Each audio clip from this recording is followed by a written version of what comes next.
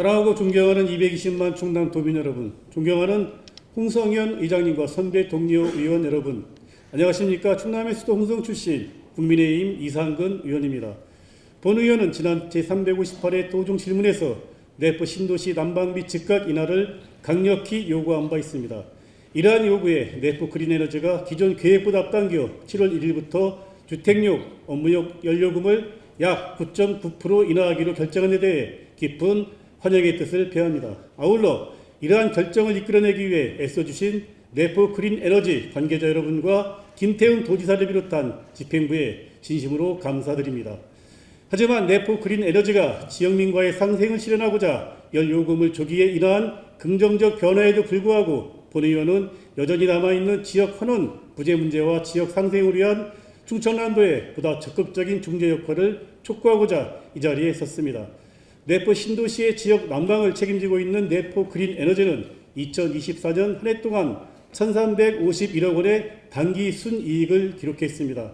매출 대비 28%를 넘는 막대한 수익을 거두고 있음에도 불구하고 지역사회에 대한 환원은 전무한 상황입니다.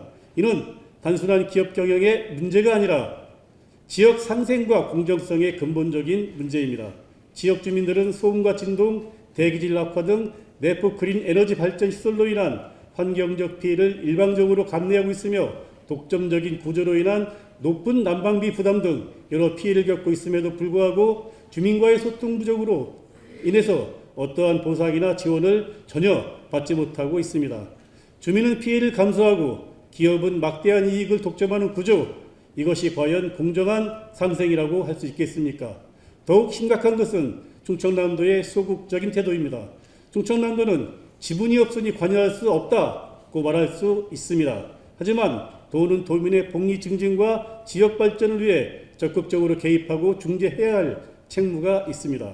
비록 내포 그린에너지가 SPC 형태로 운영되고 있다 하더라도 그 사업은 우리 충남의 땅에서 우리 도민의 환경을 기반으로 이루어지고 있습니다. 충남의 토지, 환경, 인프라를 활용해 막대한 수익을 거두고 있는 것입니다. 이런 상황에서 충청남도가 아무런 기준도 협약도 없이 방관하는 것은 명백한 책임 방기라 할 수 있습니다. 도민의 피해를 외면하고 기업의 일방적 이익을 부인하는 것은 공공행정의 존재 이유에 배치됩니다. 이에 본 의원은 기업과 지역사회의 진정한 상생을 위해 다음과 같이 제안합니다. 첫째, 내포 그린에너지의 연간 수익 일부를 지역사회에 환원할 수 있도록 제도적 장치를 마련해야 합니다. 수익의 일정 비율을 지역 인프라 개선, 교육, 복지 등에 활용하여 실질적 주민 혜택이 돌아가야 합니다. 둘째, 내포 그린에너지가 별도의 환경기금을 조성해 대기질 개선, 소음, 진동 저감, 주민 건강 증진 등 지역 환경 개선 사업에 투자하도록 해야 합니다. 이를 통해 기업의 사회적 책임 이행과 지역 환경 보존이 동시에 이루어지도록 해야 합니다. 셋째, 충청남도가 주도하여 내포 그린에너지, 지역주민, 전문가 등이 함께 참여하는 지역상생협의체를 구성해야 합니다. 이를 통해 지민의 의견을 적극 반영하고 상생의 실질적 모델을 구축할 수 있는 제도적 기반을 마련해야 합니다.